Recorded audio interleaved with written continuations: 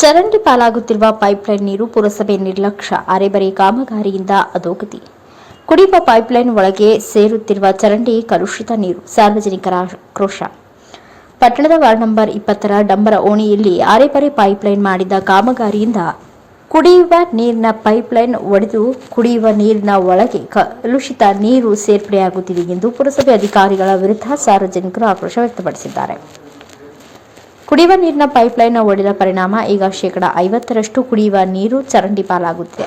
ಆದರೆ ಚರಂಡಿಗೆ ಪೋಲಾಗುತ್ತಿರುವ ಕುಡಿಯುವ ನೀರಿನಲ್ಲಿ ಚರಂಡಿಯ ಕಲುಷಿತ ನೀರು ಸೇರಿ ನಳಗಳಿಗೆ ತಲುಪುತ್ತಿದ್ದು, ಪುರಸಭೆ ಅಧಿಕಾರಿಗಳು ಮಾತ್ರ ನಿರ್ಲಕ್ಷ್ಯವನ್ನ ತೋರುತ್ತಿದ್ದಾರೆ ಎಂದು ವಾರ್ಡಿನ ಸಾರ್ವಜನಿಕರು ಆಕ್ರೋಶ ವ್ಯಕ್ತಪಡಿಸಿದ್ದಾರೆ.